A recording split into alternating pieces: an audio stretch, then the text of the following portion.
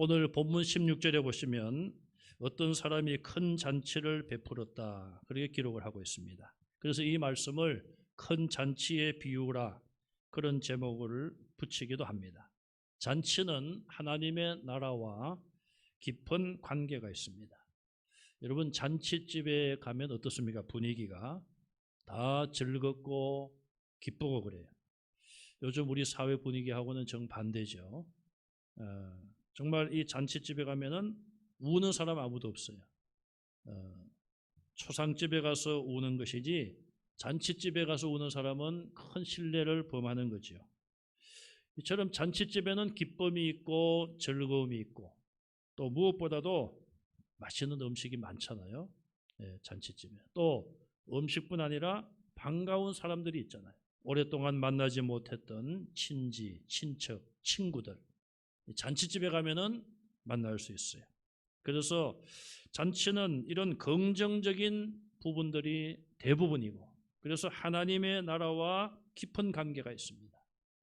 천국 가면 우는 사람이 있을까요? 요한계시록 21장에 보면 눈물을 다 닦아주신다, 그렇게 말씀하고 있어요. 또 아픈 것도 없고 이별도 없고 죽음도 없고, 그곳이 천국이에요. 이 잔치는 하나님 나라와 깊은 관계가 있어요. 구약 성경 이사야서 25장 6절 이하에도 보면 여호와께서 연회를 베푸신다, 잔치를 베푸신다, 그런 말씀이 나와요. 또 신약 성경의 요한복음 2장에 보면은 예수님께서 공생의 사역을 시작하시면서 가장 먼저 기적을 행하신 장소가 가나의 혼인잔치였어요.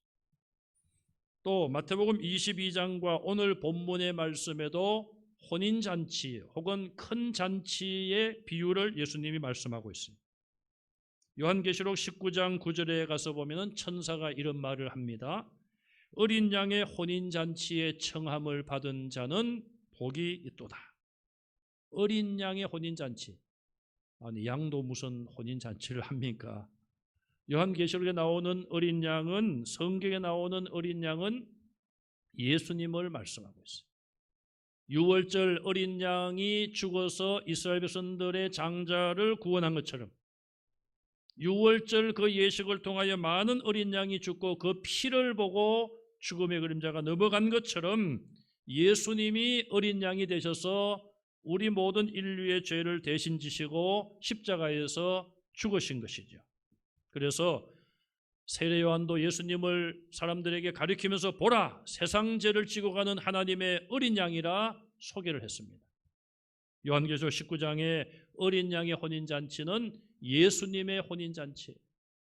혼인잔치의 장소는 천국이고 주례자는 하나님 아버지시고 신랑은 예수님이시고, 그럼 신부는 누굽니까? 저와 여러분들이.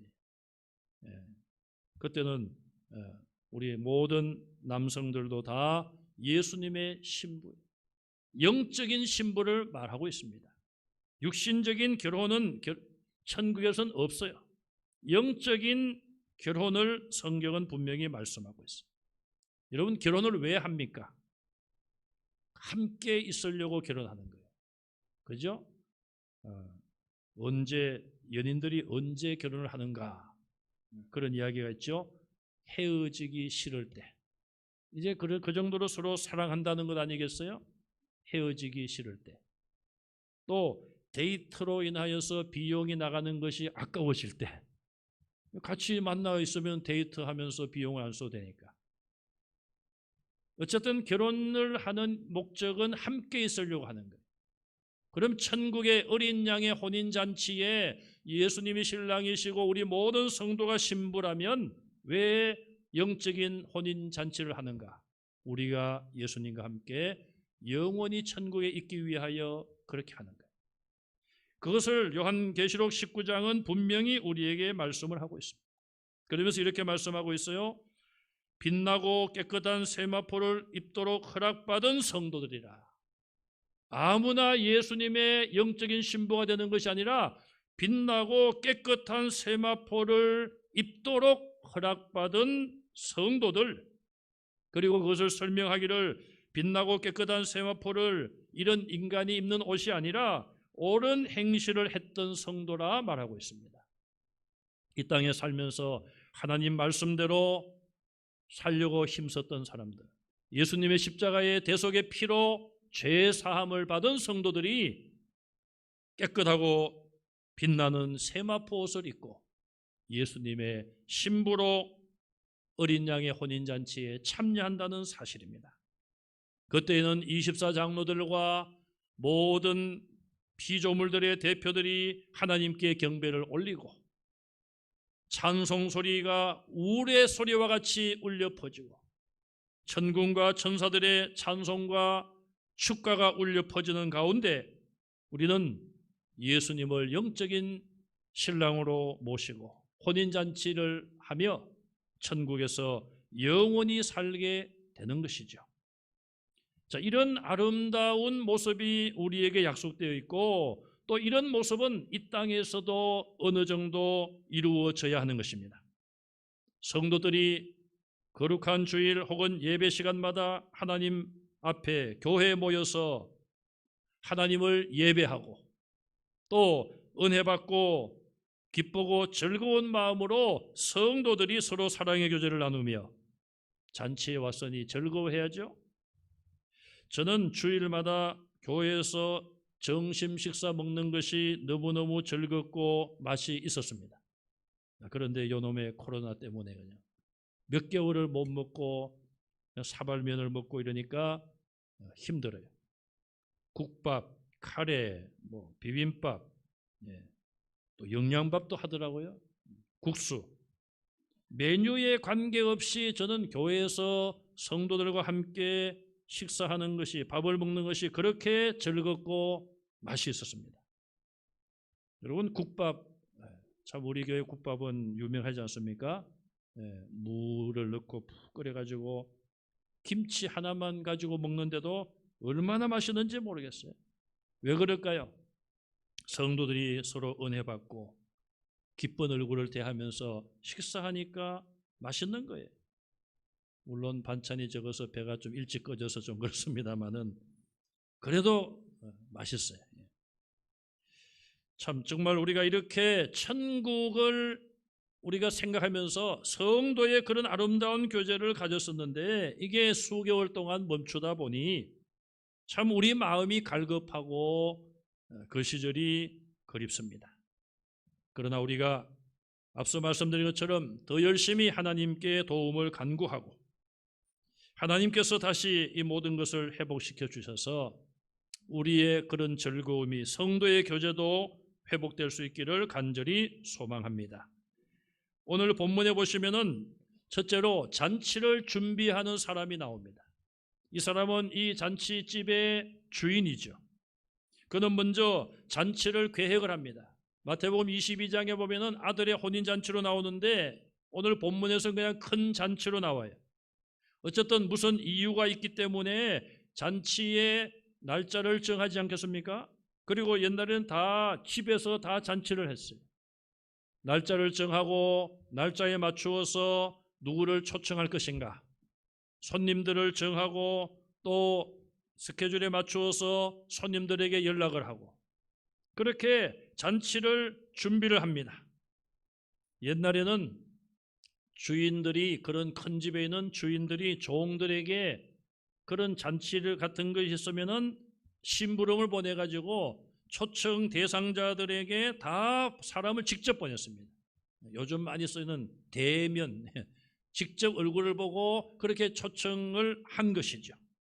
요즘은 어떻게 합니까? 옛날에는 수년 전만 해도 청첩장이 왔는데 요즘은 다 핸드폰으로 모바일 청첩장으로 다 초대를 합니다. 자, 이제 주인은 때가 되어서 아마도 며칠 전쯤은 되겠죠? 초청 대상자들의 명단을 정하고 자기 종을 시켜서 다 일일이 집집에 다 가서 며칠 날 우리 주인 집에서 이런 일로 큰 잔치를 하니까 주인님이 당신을 초청합니다. 오십시오. 그렇게 다 알렸습니다. 그리고 잔치날에 맞추어서 소도 잡을 수 있고 닭도 잡을 수 있고 그렇게 온갖 음식을 다 준비합니다. 최선을 다하여 자기가 평소에 좋아하고 또 가까이 했던 그런 손님들을 초청을 합니다. 이제 잔치 당일이 되었어요. 아침 일찍 다시 종들을 보냅니다. 그래서 지난번에 초청을 했던 사람들 집에 다 종들이 가서 방문합니다. 이제 준비가 되었으니 오십시오. 이제 준비가 되었으니 오십시오. 그렇게 종을 보내서 잔치 당일날 그들을 이제는 오라고 초청을 하고 있습니다. 자, 이 모든 것을 준비한 주인, 얼마나 신경을 쓰고 정성을 다하여 큰 잔치를 준비했겠습니까? 두 번째, 오늘 본문에 보시면 잔치에 초청받은 사람들의 반응이 나오고 있습니다. 요즘에는 무슨 회의나 식사 모임 때에 연락을 하면서 그런 요청을 하죠. 참석 여부를 알려주십시오. 식사 준비를 위해서 필요합니다.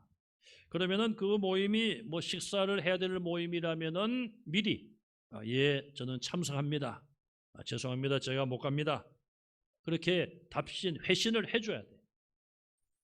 그래야지만 인원이 파악이 되고 식사 준비하는 데 도움이 되죠. 자, 그런데 오늘 본문의 말씀을 보면 예수님의 이야기 속에 처음에 초청을 받았을 때는 아무런 이야기를 하지 않았습니다. 그 말은 참석한다는 뜻이겠죠. 그런데 막상 잔치날이 되었고 시간이 임박하여 종이 와서 이제 음식이 준비되었습니다. 오십시오. 그렇게 말을 하자 하나같이 나는 갈 수 없습니다. 그렇게 대답을 하고요. 18절에 보니까요. 다 일치하게 사양하여. 그들이 서로 짰는지 어쩌는지 몰라도 다 일치하여. 종이 가서 말하는 집집마다 똑같이 나는 갈 수 없습니다. 이렇게 말하고 있어요. 첫 번째는 18절에 보니까 나는 밭을 사서 밭에 나가봐야 하겠습니다. 그러니 양해해 주시오. 두 번째 사람은 나는 소를 5개리 샀으니 가서 시험해야 되니 잔치에 못 갑니다. 나를 양해해 주십시오. 세 번째는 20절에 아주 당돌합니다. 나는 장가 들었으니 가지 못하겠노라. 양해해 달란 말도 하지 않고 있어요.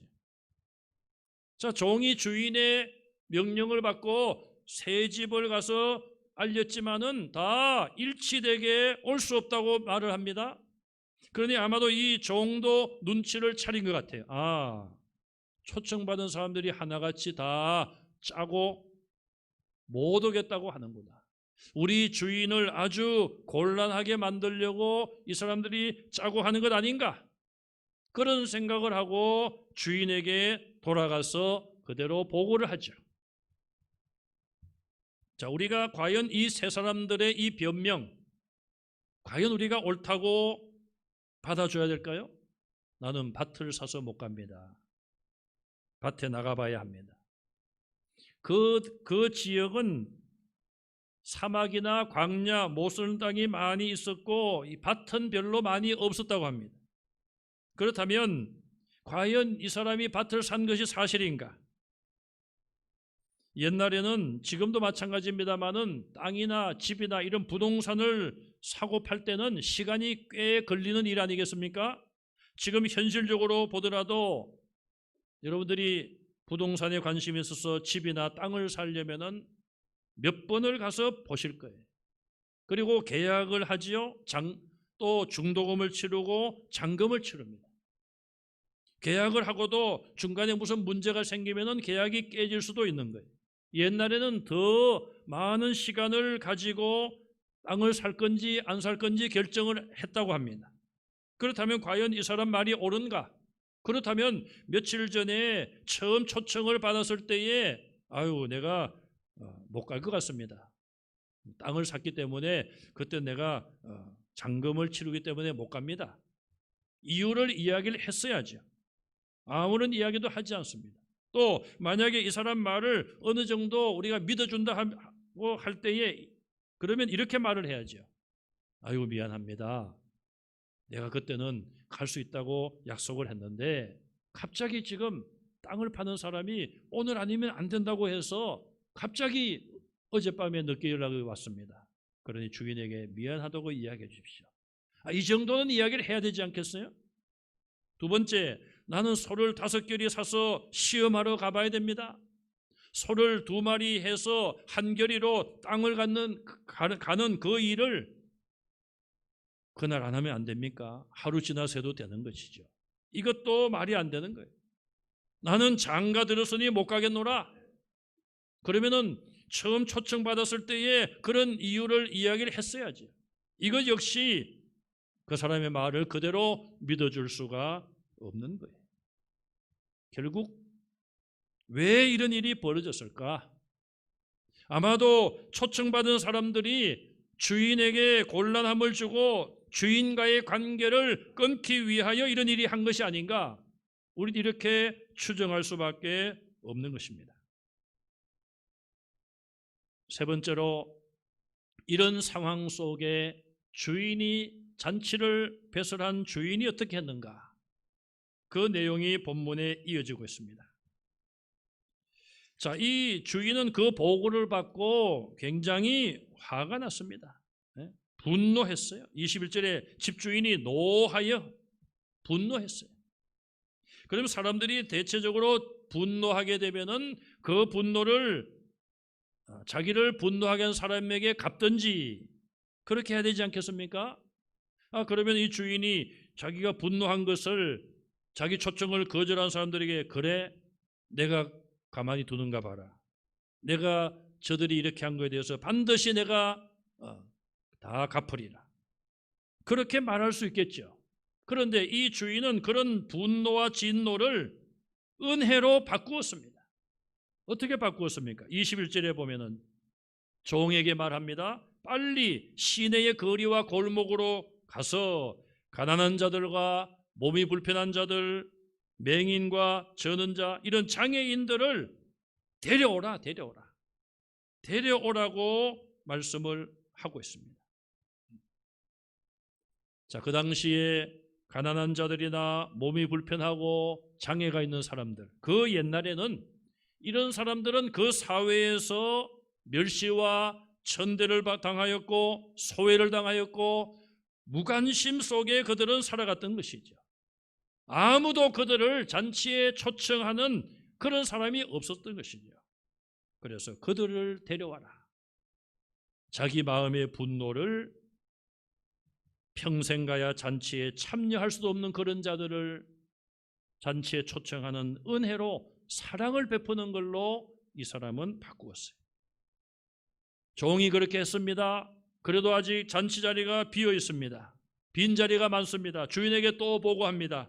주인이 그 말을 듣고 뭐라고 이야기합니까?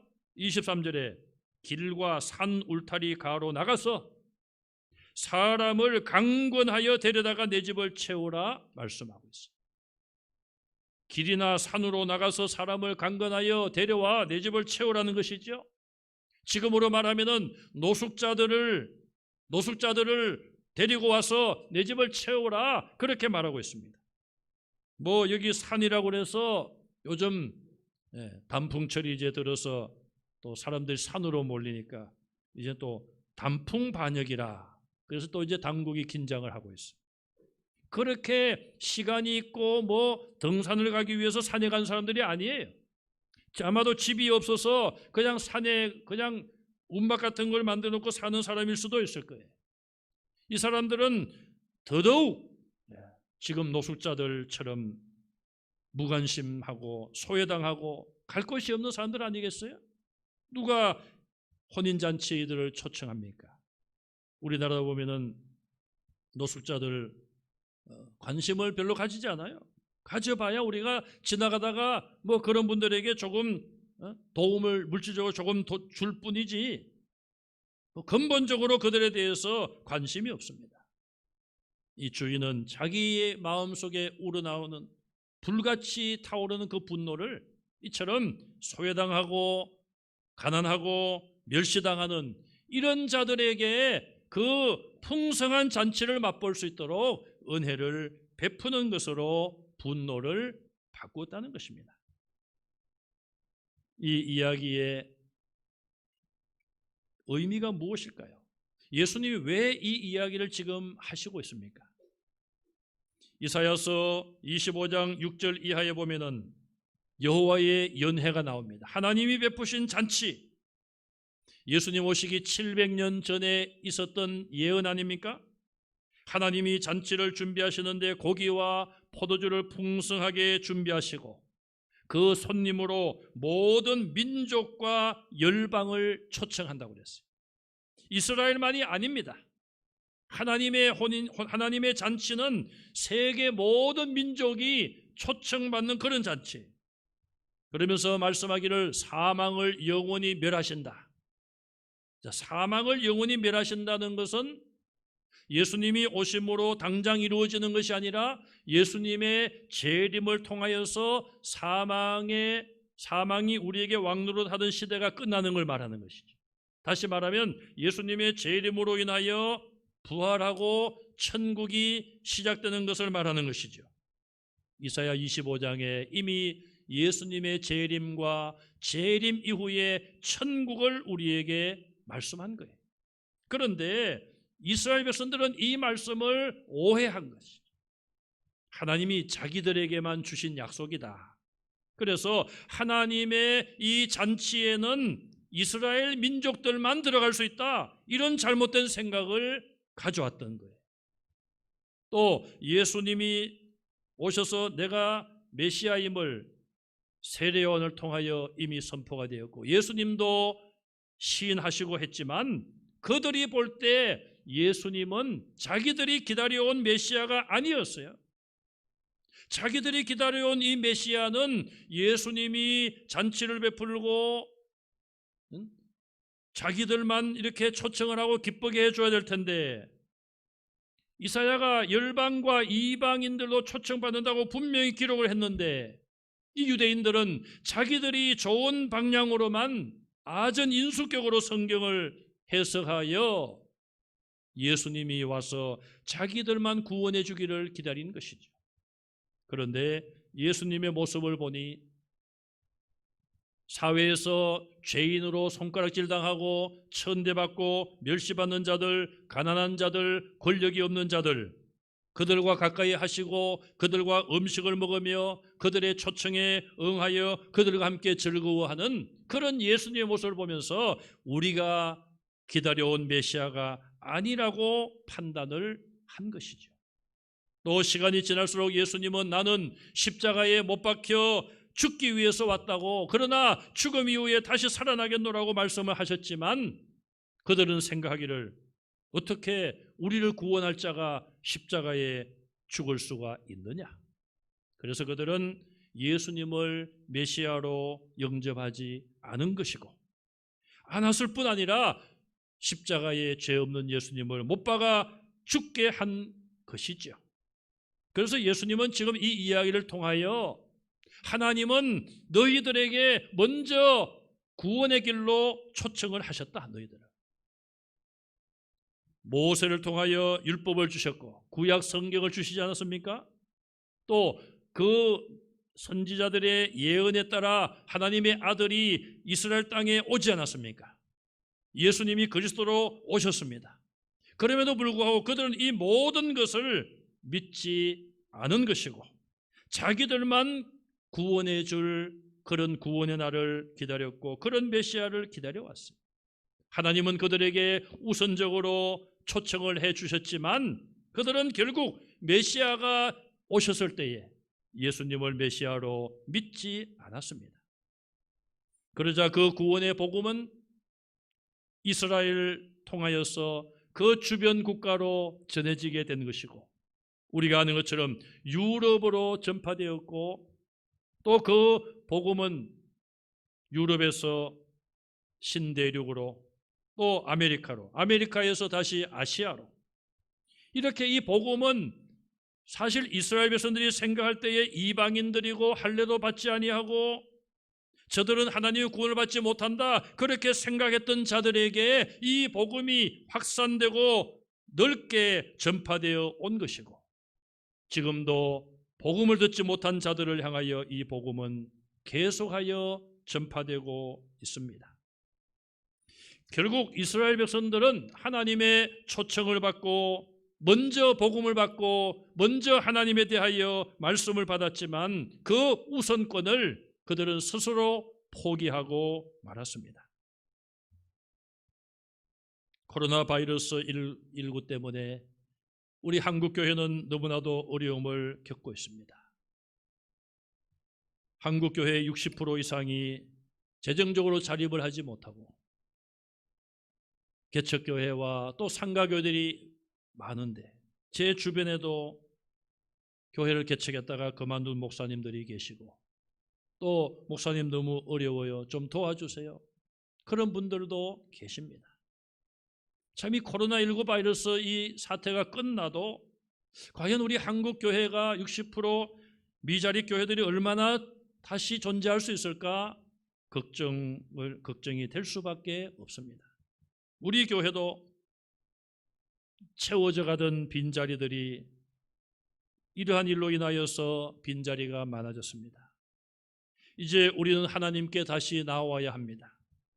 또 우리 가정의 어린 자녀들 주일학교 예배에 나올 수 있도록 우리 부모님들이 다시 지도하시기 바랍니다.